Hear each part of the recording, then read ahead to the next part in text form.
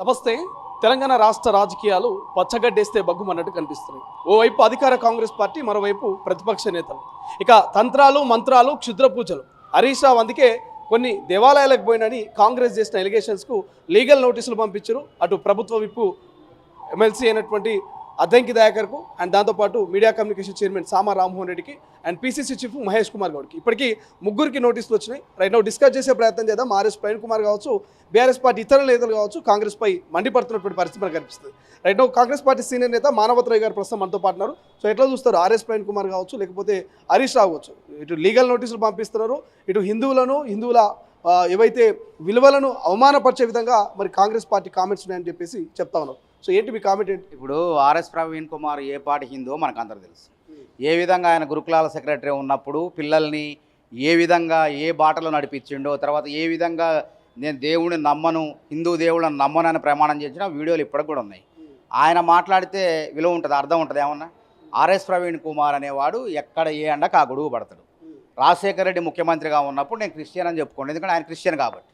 ఇప్పుడు ఏమంటాడు, నేను హిందూ అని చెప్తాడు. అంటే మళ్ళీ చంద్రబాబు నాయుడు ఉన్నప్పుడు చంద్రబాబు నాయుడుకు అనుకూలంగా మాట్లాడాడు. ఈ విధంగా ఊసరవెల్లి లాంటి ఆర్ఎస్ ప్రవీణ్ కుమార్. అసలు ఆర్ఎస్ ప్రవీణ్ కుమార్కి విలువే లేదు, గుర్తుపెట్టుకోండి. ఆయన ఐపీఎస్ ఉన్నప్పుడు కూడా దోపిడీ. ఆయన తమ్ముడి పేరు మీద, బినామీల పేరు మీద, స్వేరోల పేరు మీద కాంట్రాక్టులు, అంటే ఆన్లైన్ పద్ధతిలో కాంట్రాక్టులు లేకుండా ఇష్టం వచ్చిన వాళ్ళకి ఇచ్చేసిండు. సమ్మర్ క్యాంపుల పేరుతో కోట్ల రూపాయలు దోచుకున్నాడు. కోడింగ్ పేరు మీద కూడా డబ్బులు దోచుకున్నాడు కూడా మాట్లాడితే ఏమైనా విలువ ఉంది. ఇవన్నీ బయటకు వస్తేనే రాజకీయాల్లో చేరిండు.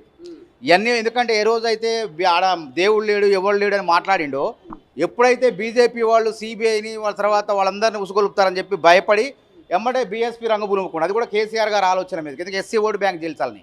కాబట్టి అడిగింది ఏంది, పీసీసీ ప్రెసిడెంట్ మహేష్ కుమార్ గారు ఏమడిగిండు, నువ్వు ఎక్కడున్నావు అక్కడ ఆ రోజు శివమొగ్గలో ఉన్నావా, లేకపోతే ఇంకో చోట ఉన్నావా, ఏ దేవాలయంలో ఉన్నావు, దాని గురించి చెప్పమంటే అంటే తుమ్మితే నోటీసులు, దగ్గితే నోటీసులు. ఇది ఎక్కడ రాజకీయం అసలు? ఇలా క్షుద్ర రాజకీయాలు. హరీష్ రావు వ్యక్తిగత విషయాలను ఆయన ఎక్కడికి పోతుండే అనేది నోటీస్ చేయాల్సిన అవసరం కాంగ్రెస్కి ఏముందనేది ప్రశ్న. సమాజానికి ఏ అనుమానం వస్తుందంటే, తుమ్మితే సోషల్ మీడియాలో, ట్విట్టర్ ఎక్స్ ఖాతాలో, ఫేస్బుక్లో, లేకపోతే అనేక రకాల ఇన్స్టాగ్రామ్లో పోస్టులు పెట్టి హరీష్ రావు తిరుపతి ఏ సెలబ్రిటీ అయినా తిరుపతి పోతే కెమెరాలు మీలాంటి వాళ్ళే పోయి అడుగుతారు వాళ్ళని. హరీష్ రావు లాంటి వ్యక్తి కెమెరాలు దొరకకుండా ఉంటాడా? ఇప్పుడు తిరుపతి పోతే కంపల్సరీగా సోషల్ మీడియా ముందుకు వస్తారు. మరి ఆ రోజుల్లో ఆయన పర్యటించింది నిజము. ఆయన యొక్క సెల్ కానీ ఆయన ఏదైనా సిగ్నల్ తప్పు చెప్పవు కదా. ఆయన ఎక్కడ పోయిండు, ఎంతసేపు ఉన్నాడని కూడా నిఘా విభాగంలో, ఇంటెలిజెన్స్ విభాగం కట్టుదిట్టంగా ఉన్నది. అవన్నీ కూడా బయటకు వస్తాయి. దానికి సమాధానం చెప్పకుండా నేను పోలేదు, బరాబర్ ఆ తేదీన నేను ఇక్కడ ఫలానా మెదక్లో ఉన్నా, సిద్దిపేటలో ఉన్నా, లేకుంటే తిరుపతి గుళ్ళో ఉన్నా అని చెప్పుకోవాలి. కానీ ఆ గుళ్ళకి ఎవరు వెళ్తారు? దెయ్యాల మీద ప్రేమ ఉన్నోళ్ళు వెళ్తారు. అట్లాంటి గుళ్ళకి వెళ్ళేది ఏది? క్షుద్ర పూజలు చేసేది ఎవరు? పిశాచాలను, దెయ్యాలను ఆవహింపజేసుకొని కరువు కాటకాలను తెప్పియాలని, లేదంటే ఇతర మనుషులకు కీడు చేయాలని చెప్పి బాణామతి ఇట్లాంటి కార్యక్రమాలు చేతబడి, బాణామతి అంటారు కదా క్షుద్ర పూజలు. కాబట్టి ఇట్లాంటి కార్యక్రమాల దగ్గర నీ సెల్ ఫోన్ సిగ్నల్ ఎందుకు వస్తుంది? నువ్వు ఎందుకు అక్కడ అంతకాలం ఎందుకు ఉన్నావు? దానికి సమాధానం చెప్పు. ఇలా ఉత్తగలేదు కదా. నేరస్తులను పట్టుకోవాలంటే పోలీసులు ఏం చేస్తారు? సెల్ ఫోన్ సిగ్నల్ ఆధారంగా పట్టుకుంటారు. అదేవిధంగా నేను పోలేదు, ప్రతిపక్షాల ఫోన్లు ట్యాప్ చేస్తుందా కాంగ్రెస్? అట్లా కాదు కదా. ఇప్పుడు ఎంక్వైరీ మొదలు పెడితే నిన్న ఫిర్యాదు చేశారు. ఎంక్వైరీ మొదలు పెడితే పలానా జూన్ 15వ తారీఖున హరీష్ రావు ఎక్కడ ఉంటే తెలుసుకోవడం ఈ తేలిక. ఎందుకంటే ఆయన సెల్ ఫోన్ కానీ నెంబర్లు కానీ పోలీసు పారదర్శకంగానే సక్రమమైన పద్ధతిలో ఆ సెల్ ఫోన్ టవర్లు ఏ ప్రదేశంలోనూ ఏందో తెలుపుతాయి. దీనికి ఇంకా నువ్వు అసలు నేను పోలేదని చెప్పరాదు. నేను పోయినా, అవును బరాబర్ పోయినా అన్నావు. ఎందుకు అనుమానాలు వస్తాయంటే, మాకే కాదు తెలంగాణ సమాజానికి కూడా అనుమానాలు వస్తాయి వాళ్ళ పైన. ఎందుకంటే మూఢనమ్మకాల పిచ్చి కేసీఆర్ కుటుంబానికి ఉన్నది. ఆయన ఫామ్ హౌస్లో గతంలో రెండోసారి అధికారం రావడానికి, అదేవిధంగా సచివాలయం భవనం ఉంది కదా, 100 ఏళ్లకు సరిపడే సచివాలయాన్ని ఎందుకు కూల్చిండు తెలుసా? రాలేదు. ఆయన 10 ఏళ్ల పాలనలో కూడా పాత సచివాలయం ఉన్నప్పుడు రాలేదు. ఎందుకంటే అందులో ఉంటే తన కొడుకు ముఖ్యమంత్రి కాడు, మళ్ళొకసారి అధికారం రాదు అని చెప్పేసి ఆ ఉన్న ఫలంగా మూఢనమ్మకానికి ఆ సచివాలయాన్ని కూల్చిండా లేదా? కూల్చి అమాంతం 600 కోట్లు 1400 కోట్లు ఖర్చు పెట్టి ప్రజాధనాన్ని దుర్వినియోగం చేసిండా? అదేవిధంగా వాస్తు పిచ్చి బాగా బలంగా ఉంటుంది. సరే ఉండొచ్చు, మనం వాస్తు అనేది ఉండొచ్చు.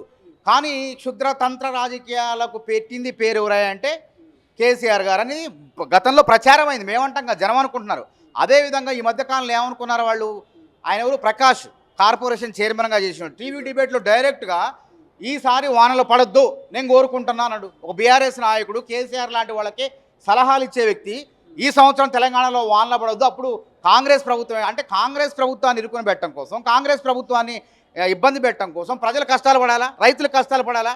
ఎంత పైశాచిక ఆనందం అంటారు దీన్ని?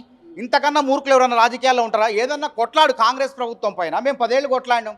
నీ యొక్క ప్రజా వ్యతిరేక విధానాల పైన, నీ అవినీతి పైన మేము కొట్లాడి అధికారంలోకి వచ్చినాం. అట్లనే నువ్వు కూడా ఆ విధంగా రావాలి. కానీ ఈ తాంత్రిక మాంత్రిక క్షుద్ర పూజలు క్షుద్ర రాజకీయాలు ఏందని చెప్పి మేము అడగట్లే, తెలంగాణ సమాజం అడుగుతుంది. ఆర్ఎస్ ప్రవీణ్ కుమార్ కూడా అంటున్నాడు, పిసిసి చీఫ్ మహేష్ కుమార్ ఏ బ్రాండ్ తాగుతాడో మాకు తెలియదా, ఎటుపోతాడో మాకు తెలియదా అంటున్నాడు. అద్దంకి దయాకర్ ఏ బ్రాండ్ తాగుతాడో ఎటుపోతాడో మాకు తెలియదా, అవన్నీ మేము కూడా బయట పెట్టాలని అంటున్నాడు. అదేవిధంగా రాహుల్ గాంధీ 56 రోజులు ఎక్కడ పోయిండు, ఏం చేసిండు, ఆయన కూడా ఇట్లా మంత్రతంత్రాలు చేసిండా, అది కూడా సమాధానం చెప్పాలంటున్నాడు. ఏం చెప్తారు నీ ప్రశ్నలకు? గాంధీ ఎక్కడికి పోయిండో యాడికి పోయిండో కేంద్ర నిఘా వ్యవస్థను అడుగు. ఒక దరఖాస్తు పెట్టు, నువ్వు ఐపీఎస్ఏ కదా, విదేశీ విమానం ఉంటుంది కదా, విదేశీ వ్యవహారాల మంత్రిత్వ శాఖను అడుగు. ఏ దేశంలో పోయి అంత పారదర్శకమే ఉంటుంది. రాహుల్ గాంధీ జడ్ కేటగిరీలో ఉన్నాడు, గుర్తుపెట్టుకో. నీది రాహుల్ గాంధీ స్థాయి కాదు. నువ్వు గన్మెన్లో దియంలోనే అల్లాడిపోతున్నావు. నువ్వు అసలు నీకు ఎందుకు గన్మెన్లు? నువ్వు అంబేద్కర్ గుండు కొట్టించుకొని అంబేద్కర్ వాదన్నోడికి నీకు గన్మెన్లు ఎందుకు, బుల్లెట్ ప్రూఫ్ వాహనం ఎందుకు? రాహుల్ గాంధీ కుటుంబానికి మొదటి నుంచి కూడా సెక్యూరిటీ ఉన్నది. వాళ్ళ పర్యటనలు కానీ వాళ్ళ వివరాలు కానీ చాలా గోప్యంగా ఉంటాయి. నీకు అంత దురద ఉంటే కేంద్ర విమానయాన సంస్థకో లేకపోతే విదేశీ వ్యవహారాల మంత్రిత్వ శాఖకో దరఖాస్తు చేసుకో, వాళ్ళు ఇస్తారు. అంత బుద్ధి పుడితే. కాబట్టి రాహుల్ గాంధీని నువ్వు ప్రశ్నించకు. నువ్వు ఆయన ఖాళీ కోటికి కూడా సరిపోవు. నీకు కేసీఆర్ కుటుంబానికి Z+ కేటగిరీ లేదు, హరీష్ రావుకు లేదు. కాబట్టి హరీష్ రావుని అడుగుతారు, ప్రజలు అడుగుతారు. ప్రజల తరపున కాంగ్రెస్ పార్టీ అడుగుతుంది. ఇక్కడ మీరు ఏం చేశారు చెప్పు, దానికి సమాధానం చెప్పు. నేను పోలేదు అని చెప్పి మీ దగ్గర ఆధారాలు ఉన్నాయా? ఏదైనా ఫోటోనో లేకపోతే దానికి సంబంధించిన వీడియోనో రిలీజ్ చేస్తారా, లేకపోతే లీగల్ నోటీస్ ఎదుర్కొంటారా? మహేష్ కుమార్ గౌడ్ గారు స్పష్టంగా చెప్పారు కాబట్టి తప్పకుండా లీగల్ నోటీస్కి ఏముంది, సమాధానం ఇస్తారు. పెద్ద ఇబ్బంది ఏం కాదు కదా అది. లీగల్ నోటీస్ సమాధానం ఇస్తారు. ఆధారాలతో నువ్వు పోయినావు, పలానా రోజు పోయినావు కాబట్టి. అసలు ఎందుకు పోతారు ఆ గుళ్ళకు? తిరుపతి బాలాజీ స్వామి వెంకన్న దగ్గర పోతాం మనం. మన కోరికలు లేకుంటే అందరూ హాయిగా ఉండాలని చెప్పి బాలాజీ వెంకన్న స్వామి దగ్గరికి వెళ్తాం మనం. అదేవిధంగా ఆ గుళ్ళకు పోయే వాళ్ళు ఎవరు పోతారు? ఎదుటోళ్ళకి కీడు చేయాలనే వాళ్ళు, లేదంటే రాష్ట్రానికి కీడు చేయాలనే వాళ్ళు, లేదంటే దొడ్డిదారులు ఏదో ఈ ప్రేతాత్మలను ఆవహింపజేసుకొని లేకుంటే ప్రేతాత్మలను వశపరుచుకొని అధికారంలో రావాలనుకునే వాళ్ళు. ఉదాహరణకు నేను చెప్తాను, అరుంధతి సినిమా ఉంది కదా, అరుంధతి సినిమాలో పశుపతి లాంటి వాళ్ళు వీళ్ళంతా. వీళ్ళు ఏం చేస్తారు? సమాజ నాశనాన్ని కోరతారు.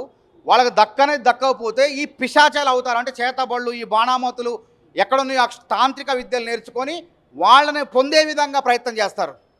కాబట్టి నువ్వు సమాధానం చెప్పరా అంటే డొంక తిరుగుడు మాటలు ఎందుకు అంటున్నా. అందుకే అరుంధతిలో పశుపతికి ఈ వీళ్ళకి తేడా లేదని చెప్పి మనకు స్పష్టంగా అర్థమవుతుంది. Right, thank you so much. ఇది మొత్తం మీద లీగల్ నోటీసులకు మేము సిద్ధంగా ఉన్నామంటూ కూడా కాంగ్రెస్ పార్టీ నేత మనవతరాయ్ చెప్తున్నటువంటి పరిస్థితి. బట్ అక్కడికి వెళ్ళారా లేదా, నిజమా కాదనేది హరీష్ రావు రిప్లై ఇవ్వాల్సిన అవసరం ఉందంటూ కూడా ఒక కౌంటర్ అయితే ఇస్తున్నట్టు పరిస్థితి. చూద్దాం మరి హరీష్ రావు నుంచి బీఆర్ఎస్ పార్టీ నుంచి ఏం సమాధానం వస్తుంది, ఈ లీగల్ నోటీసుల పట్ల కాంగ్రెస్ ఎట్లా ఎదుర్కొంటుందని. కెమెరా పర్సన్ అజయ్తో శ్రీశైలం, తొలి వెలుగు, హైదరాబాద్, గాంధీ భవన్.